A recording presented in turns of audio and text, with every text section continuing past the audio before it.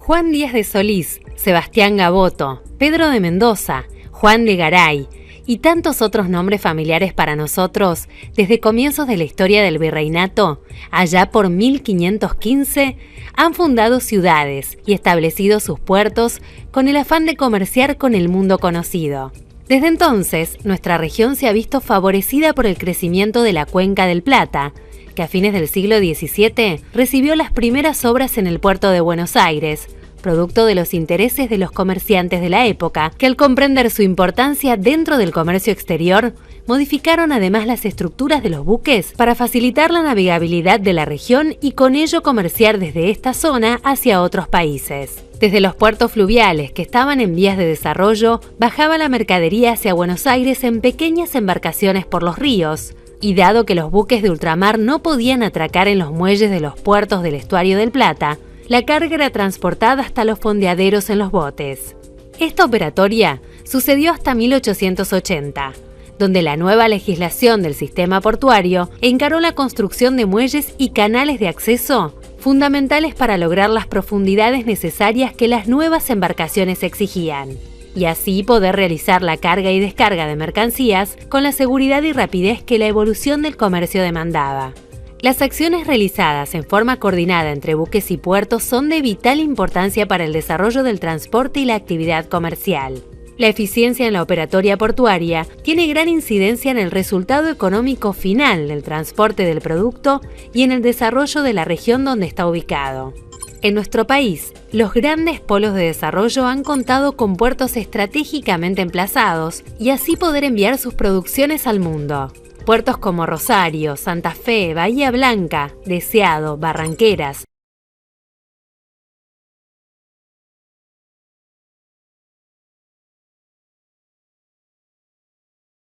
San Nicolás, Madryn o Ushuaia son algunos por los que actualmente, y desde hace muchos años, la Argentina comercia con el mundo.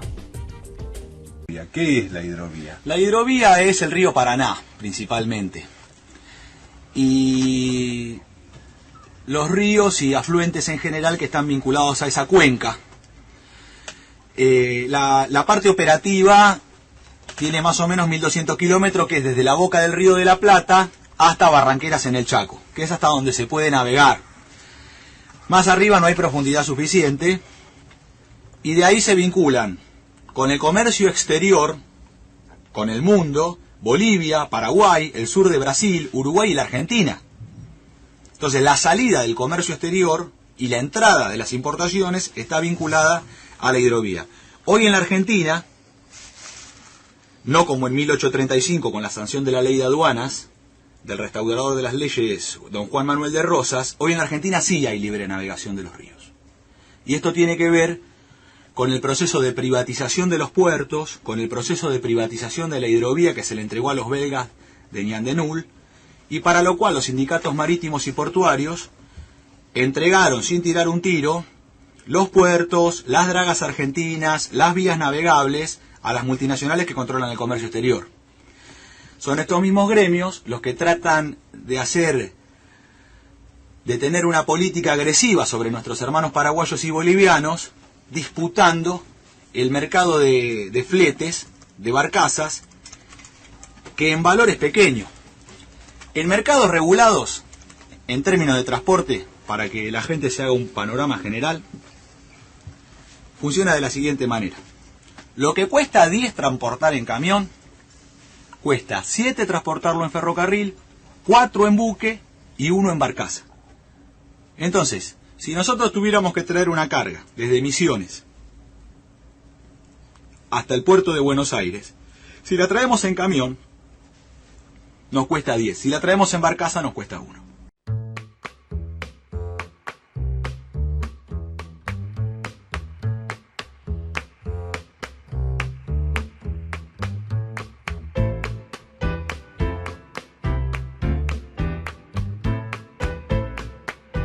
A través del tiempo, los ríos Paraguay y Paraná han sido utilizados para la navegación, el intercambio y la integración.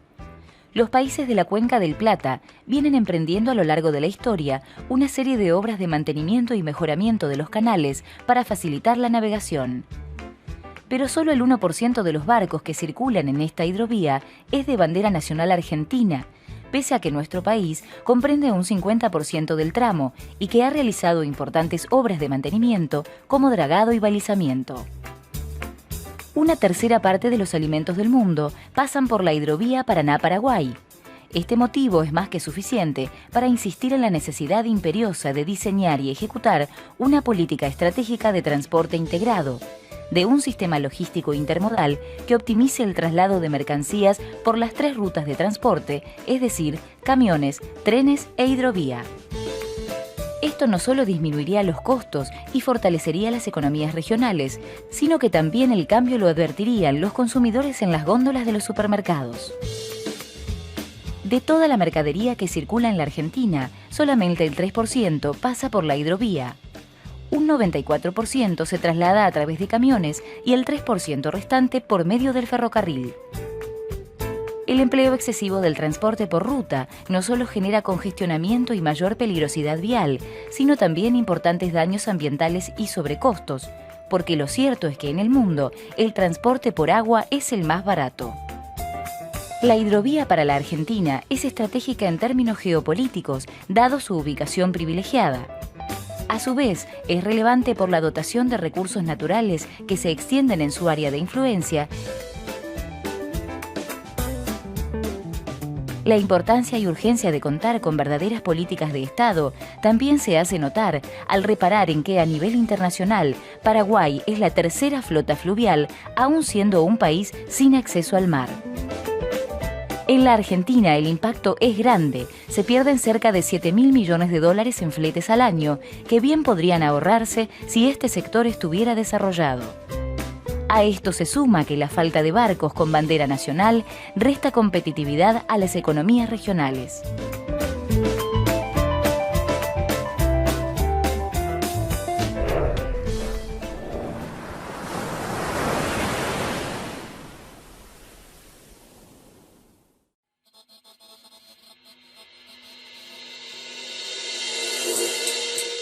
En la actualidad, se mueven a nivel nacional más de 320 millones de toneladas anuales de cargas, donde el transporte carretero se lleva casi el 90%. El transporte ferroviario ha reducido su participación a 1/3 de lo que movilizaba hace 30 años, y el transporte fluvial no ha desarrollado más del 20% de su potencial. El transporte de materias primas o manufacturadas hacia el mundo en buques de ultramar de bandera argentina se ha reducido a 0.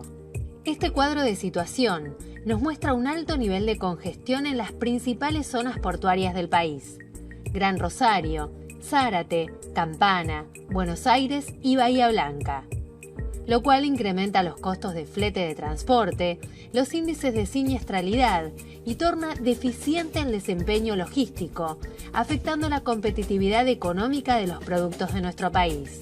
La producción argentina es básicamente de agroalimentos, ubicándonos como la 5ª productora del mundo y primera en exportaciones en relación al Producto Bruto Per Cápita.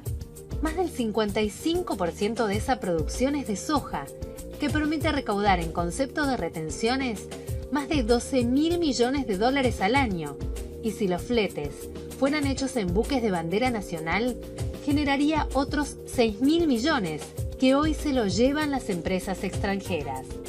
Los horizontes de producción granaria son para el próximo quinquenio de 100 a 120 millones de toneladas adicionales.